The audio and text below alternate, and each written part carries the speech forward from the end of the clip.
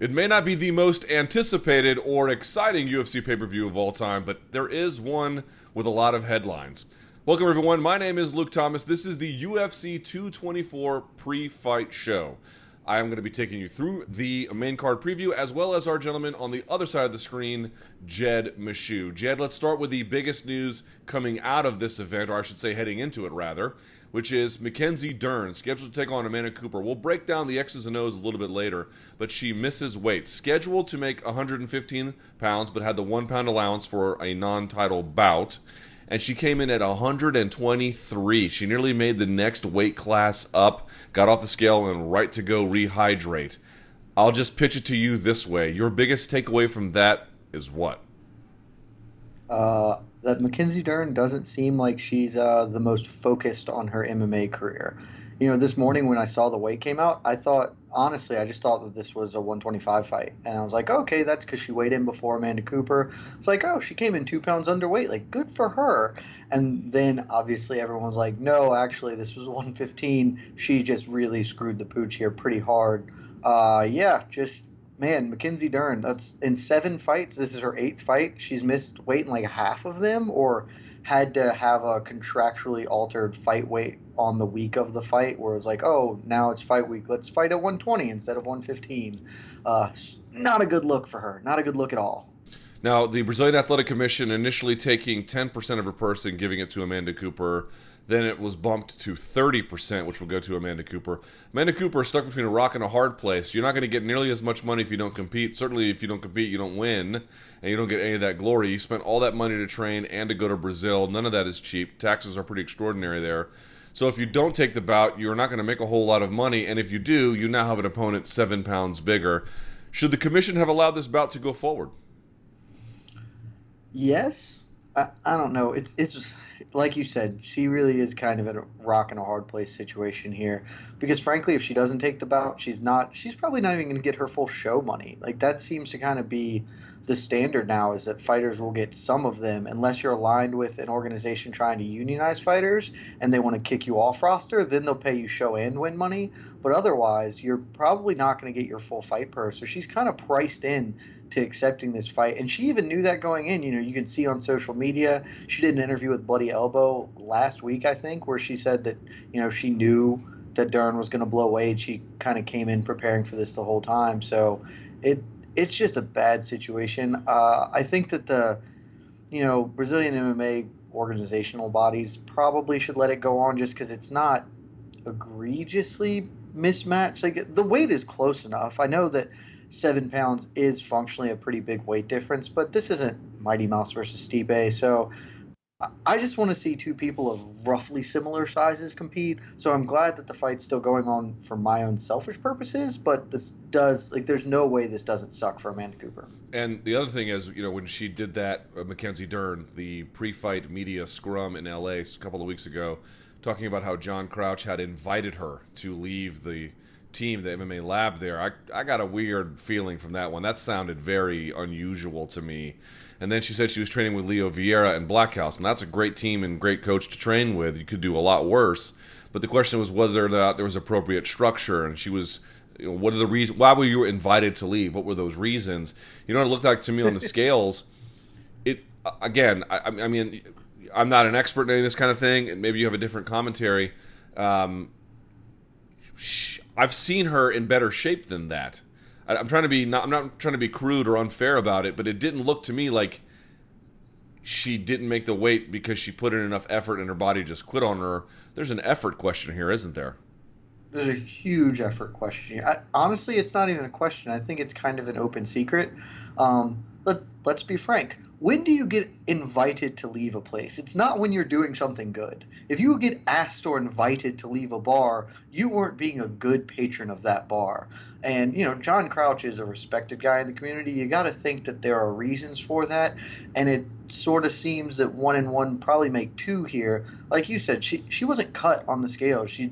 I don't want to be unfair to her or body shame her or anything like that, but this looks a lot more like she didn't take the weight cut seriously. She didn't have her diet on point than it does. Chris Cyborg's going to have to cut off a leg to make 135, so we should stop having her kill herself. Or she's got some kind of injury that she hasn't revealed, and that's a whole nother can of worms. We'll come back to this fight as we preview the card, but let's start with the main event. Of course, UFC 224 taking place in Rio de Janeiro, Brazil, at the Nunes Arena. I'm sure I'm pronouncing that wrong. It is headlined by the returning daughter of Brazil, so to speak, Amanda Nunes, the UFC Women's Bantamweight Champion, which she puts her title on the line against Raquel Pennington. A simple question for you, Jed. How competitive is this matchup? According to the odds makers, you've got, I think, a minus 1,000 Amanda Nunes, a plus 600 or so for Raquel Pennington. Now, of course, those lines are such as they are to induce betting, so it's not exactly a apples to apples kind of comparison, but nevertheless, it sort of gives you an indication that most people believe this is going to be, if not a walk in the park for Amanda, that the outcome is a foregone conclusion. Is it? I disagree. I do think the outcome is pretty likely Amanda Nunes here. The big difference between Nunes and Pennington is really athleticism. You know, Ronda Rousey, her entire run through the women's bantamweight division, a lot of that really, if we look back on it, is predicated on her being an elite world-class athlete amongst a group of women that were not that. And, you know, once she started to face other women like that, like Nunes, like Holm, then that kind of her skill deficiencies were really prominent. Nunes is an elite athlete and has a ton of skills here, and Rocky Pennington has a lot of skills but is an okay athlete. She's going to be wildly outpowered and outgunned in those respects here. But I do think this fight's a little more competitive than being given credit for. You know, they trained together for a long time. You're not going to get a fight where they're going to have to figure out what's going on or have questions going into the cage. Each woman knows the other fairly well. They were sparring partners for a good bit of time. And, you know, it's going to be one of those things where Rocky comes in and she's not going to be suddenly overwhelmed by Nunes' power. She's already felt it before. She's going to know whether she can walk through those shots easily, whether she needs to be a little cagier in her approach, those type of things. And similarly, Nunes isn't great at adjusting a game plan on the fly, but she's not going to come in there, punch Rocky Pennington really hard. Pennington's going to kind of smile back at her, and then suddenly Nunes is drawn into that kind of firefight she was drawn into earlier in her career, which resulted in her gassing late. So I think you are going to get a competitive fight. This sounds a little mean to put it this way. I do sort of view it a little bit as kind of a sword on a whetstone. Rocky Pennington's a whetstone. She's tough. She's durable. She knows what she's doing, and she's going to sharpen up Amanda Nunes over the course of five-minute rounds, but probably not going to get it done at the end of the day.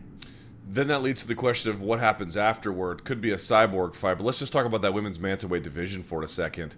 God, what a mess. What a swamp that thing is, right? So you look at it, Holm is your number one contender, and that is just its own level of insanity. But then you look down there, there's a lot of really inactive... Actually? Say again? Holm is the number one ranked contender in that division right now? Yeah. That's not a joke? That's not a joke, if you can believe it. And it gets worse because Juliana Pena is still ranked inside the top 5. She hasn't competed in well over a year, I think a year and a half.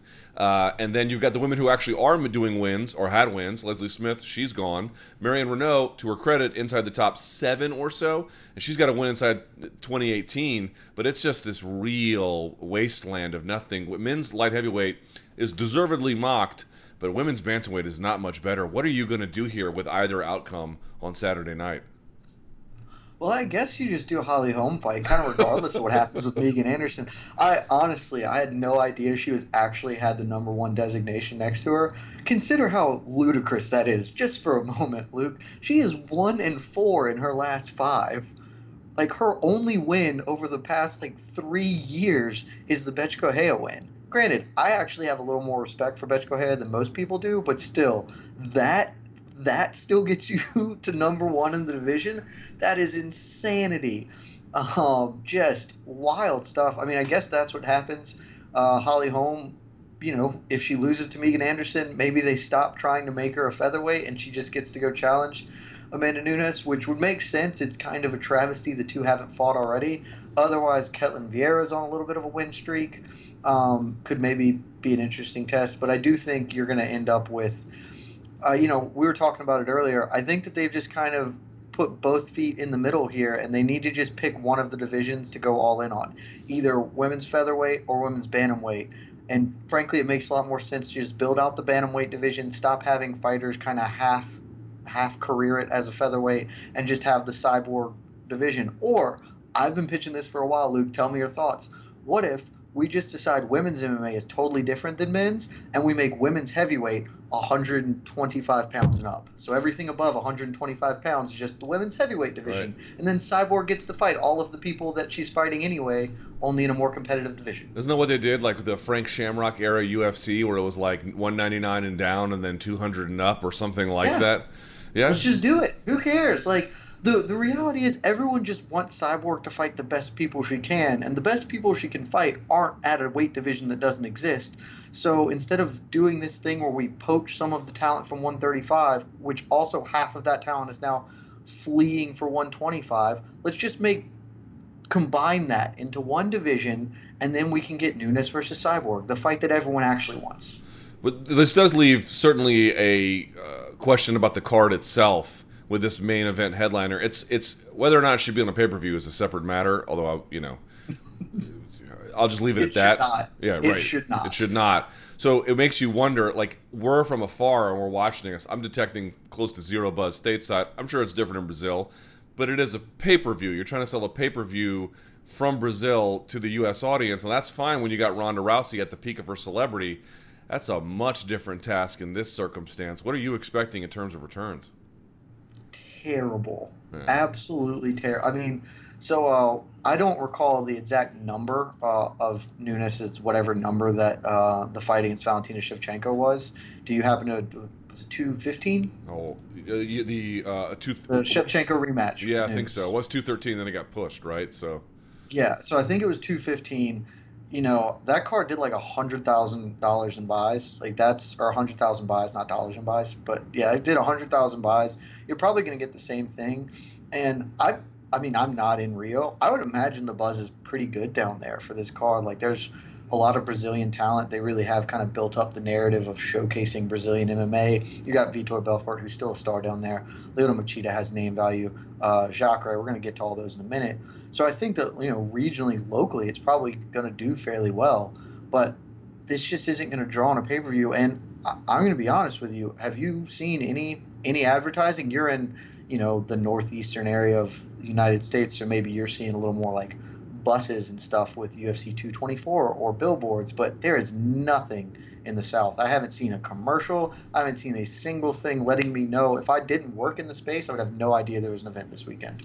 In fact, I did see an advertisement. There are still Tony Ferguson versus Habib trash can ads in New York City, which I saw on Thursday when I went for the MMA beat. But we got to move it along. Jacare Souza in your co-main event returns to action, taking on Kelvin Gastelum. Now, your mileage may vary, but this is my favorite fight on the card because I just find it so interesting. Two of the better fighters. Jacare a little bit longer in the tooth, and I will cop to it. I kind of thought before the Brunson rematch, well, maybe his sun has set, and he looked phenomenal in that contest.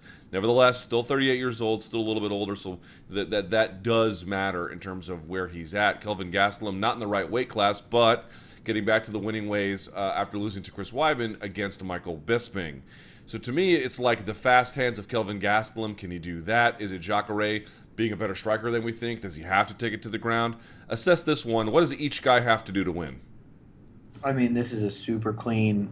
Jacare needs to get a hold of him, take Kelvin down. Kelvin needs to not let that happen and land on the chin. We talked about this off air about this fight, and since then, which was 15 minutes ago, I've actually changed my mind. I sort of thought about this a little bit more. I think we might be overblowing the Jacare Souza is old over the hill. He is 38 years old. I'm not here to argue that number. But he is an elite athlete just physically. We've seen Yoel Romero's 40, 41 maybe. He is Cuban, so it's possible he's 50. He's still an incredible athlete. I think that maybe just because of kind of the contours of Souza's run in the UFC, so odd. He fought Chris Camozzi a bunch of times, and he had that lost Yoel Romero that he probably won. And the division's weird, but Robert Whittaker's just really good. And I think maybe that – because I was with you. After I picked Derek Brunson to upset, I think it was an upset at the time, I thought, hey, man, Jacare's done. He looked old against Whittaker. And now I think maybe we're just still underrating Robert Whittaker, if that's even possible, since most of us have a huge opinion of him. Maybe he's just that good, because I sort of just think, Jacare Souza's a great athlete. He's just going to come forward. He's going to get his big old mitts on Kelvin Gastelum, and Kelvin Gastelum's going to finally realize, oh, I'm a welterweight. That's right, because Chris Weidman just trounced me, and Jacare is about to do the exact same thing. Now, Jacare is ranked second in that division. Kelvin Gastelum sitting at 5. I would imagine that if Jacare wins, you got to think he's going to get a title shot, something he's been desperate for in the UFC these many years. Here's the question. If Gastelum wins, does he get a title shot? I mean, yeah, Jacare is definitely getting a title shot, but yeah, I guess Gastelum has to. Like, who else is there for Robert Whittaker after the Yoel Romero rematch? Or conversely for Yoel Romero, if Yoel Romero pulls the upset. If Romero pulls the upset, you got to imagine they just immediately to a trilogy fight. Romero's not going to be that good for that much longer, so just keep hammering that. But, look at the top of that division. Rockhold's abandoning it for 205 by most accounts. Weidman's recovering from surgery. He's going to be out for a stretch. Derek Brunson just lost. Does anyone want David Branch anywhere near a title shot? No. So, yeah, by default, Kelvin Gastelum is going to get a title shot with a win here. So it's a title eliminator. I guess that makes it more interesting than I originally thought. And now that brings us back to the fight we started with. Mackenzie Dern coming in at 123 ready pounds against Amanda Cooper. Now, Amanda Cooper, she weighed in at 116, so she did her job. What do you want to say about this one? In her last contest against Angela Magaña, she looked really good. I believe it was UFC 218. But that's a real hard gauge to make. I mean, you just can't read too much into that. It was a nice performance, for sure. She looked dominant. All the nice things you can say, but just not against opposition that necessarily tells you a whole lot. Against Cynthia Calvillo, she got choked out with, I think that was the gator roll to the back take, just something amazing that she was able to pull out. So you had a bad loss to a good fighter and a good win to not necessarily all that great of a fighter, if we're being candid. Where does that leave her? Do you give her much of a shot against Mackenzie Dern, especially now that she's got all that extra weight? Look, Angela Magaña's lost her last fight, or 5 fights, 6 if you count the cyborg fracas, I guess we'll go with. She's just, that win means very close to little to nothing, like right up that little to nothing category. I do think Amanda Cooper has avenues to win here, and that avenue is to not get taken down. But, Mackenzie Dern is going to come in 10 pounds overweight. She is going to be a little bit heftier, and that makes it easier to take people down, even if you're not a great wrestler. Mackenzie Dern, obviously not super good at that, but she's really good on the ground, and it just, yeah, we talked about it. No iteration of this situation is good for Amanda Cooper unless she wins, and then she just got an extra bonus because Dern blew weight. But she was already a huge underdog coming in. Most people expect this to be pretty formulaic. This seems like a fight really built to give Dern a workout, but not really test her too much. And I sort of just think that's what's going to happen, because for all of Dern's foibles, we could talk forever. We're not going to about them. She hasn't adjusted to MMA in the variety of skill sets, but she doesn't mind getting hit. She doesn't mind walking through punches, and Amanda Cooper isn't a big hitter, so Dern's just kind of going to walk her down and then use that weight advantage, lean on her, eventually find her way to the back, and probably finish this with a choke. Well, let's say she does lose, however improbable that may be. You have all this history of weight missing. You missed weight super badly for this one, and then you lose. Remember, she did get a win in her last contest, Mackenzie Dern, but it was a little bit skin of the teeth-ish. Let's say she gets one, she just loses outright here. What does that do to her popularity? I think her popularity is probably going to hold intact. She is the exact type of person that MMA fans can gravitate to fairly easily. But I do think a loss would be bad for her. If you're trying to develop her as a career person, like as a career prospect, you're fighting an uphill battle because it seems like she doesn't care that much anyway. Or, I will make the caveat, maybe she did get injured. You mentioned that earlier. I think that probably does need to be mentioned. It's very possible something went on that we aren't aware of. Barring that, it feels like she just kind of doesn't care. She's not super invested in her career, and a loss here isn't going to change that. But if she wins this, she gets to keep on keeping on doing her thing. The UFC is like, hey, we're not going to book you at 115 anymore. You're only going to fights at 125, and they just book her against like somebody really good. Let's say they just made a Valentina Shevchenko fight and she just gets absolutely mauled. Maybe then she'll realize, like, oh, this is a serious endeavor. Cage fighting is not like a thing I can just do on the side while I hang out and practice jiu-jitsu. I need to actually focus this. That might be able to kind of knock some sense into her in this regard, but a loss here is probably not going to do that for her. So I'm interested to see what happens after this fight. I'm not super excited about this fight, but I do think the future of Dern's career is pretty captivating stuff. Then that takes us two more fights on the main card, a bantamweight contest. John Lineker coming off of the Marlon Vera win. And then you have, boom, Brian Kelleher is back. I think he has the Damon Stasiak win and the Renan Barao win. So he's got two nice wins in a row. Where are you on this one? I think most people would say, oh, well, look, it's a bantamweight contest, but John Lineker just hits hard. All he has to do is find the chin. He does have very good takedown defense historically. And yes, Brian Kelleher has been on a bit of a run, but can he really get a guillotine on a guy who's got, a neck that's the size of his own waist, a little Hercules type? Where are you? Do you think that Brian Kelleher is a live dog here? Can he get it done? Sure, he's a little bit of a live dog. More importantly, this is my favorite fight. Your favorite fight is the Jacare Gastelum fight. I think this fight has the most opportunity to just be super fun. I think Gastelum Jacare is interesting on paper and likely going to play out. It's a binary, and either end of that's not going to be the most interesting to watch. It might be cool, but maybe not like a fun fight. I think this fight has a lot of opportunity to have some back and forth. Kelleher can wrestle a little bit, but he's not great at holding position. So Lineker is going to be able to get back up to the feet. Lineker is going to work the body, those heavy shots. Kelleher is coming off, the biggest win of his career over, Renan Barao. And that might not mean the same thing it would have 5 years ago. Still a good win. Lineker has looked a little bit flat lately. He did get that win over Chito Vera, but at the end of that fight, he looked like Vera was kind of coming on, had figured him out. There's a possibility Lineker's plateaued, whereas Kelleher keeps getting better. So, this is a high-level bantamweight fight. Bantamweight's one of the best divisions in the sport. So I'm super excited about this fight. I think it's probably going to be your fight of the night when all said and done.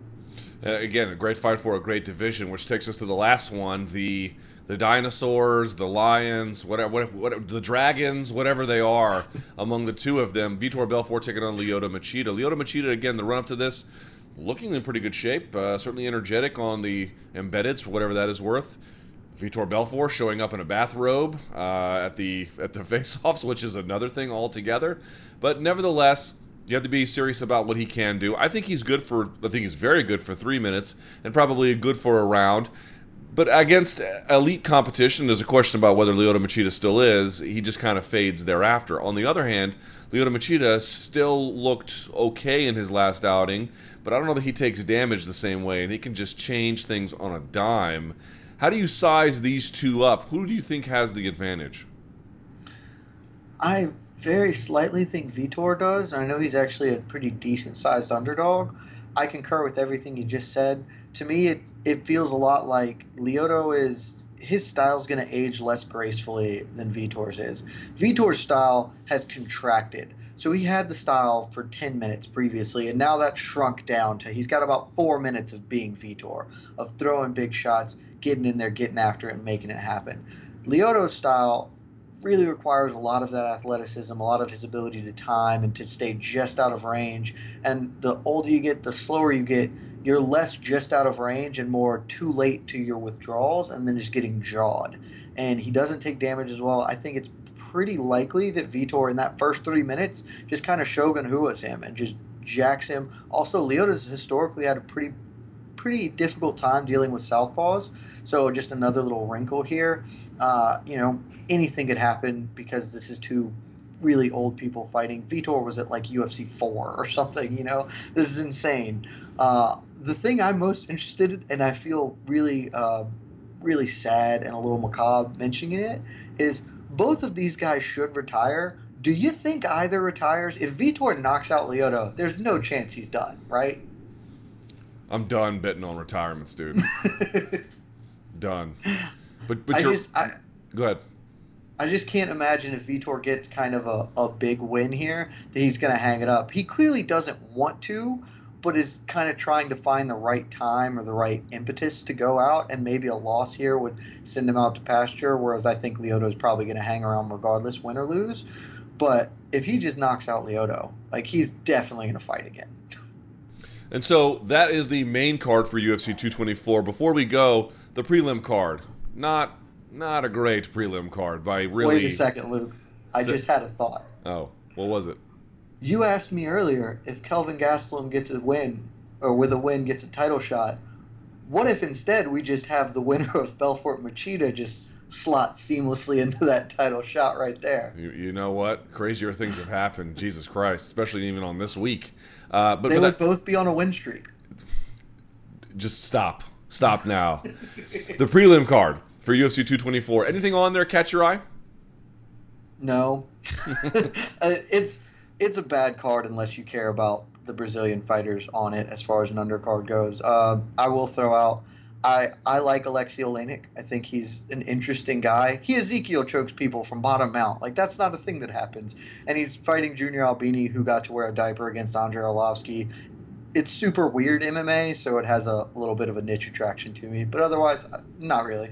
I'll give a brief shout to Davi Ramos or Davi Ramos taking on Nick Hine. Not a great fight that I care about. And Davi has been one of these guys where, you know, he flying armbarred Lucas Lepri to win ADCC, which is just the most beyond incredible thing ever. And yet MMA has been kind of up and down. There's been moments where he looked really good and moments where he's like, what are you doing, you know? So for me, I kind of want to see if he can keep progressing and be something great. Maybe he can, maybe he can't. I don't know. But we'll see how he does against Nick Hine on Saturday night. So that is our preview. There you go. You're all set to watch the main card and the rest of everything at UFC 224. Here's what's going to happen. When UFC 224 and Bellator 199 are over, come back over here to MMA Fighting. Jed is going to watch Bellator 199, probably a little bit of UFC as well, and I'm going to do a little bit of the opposite. We'll have you completely covered for our post-fight show, where we'll cover both of those events on Saturday night. So, for Jed, I'm Luke, and the rest of the crew at MMA Fighting, thank you guys so much for watching. We'll see you on Saturday night.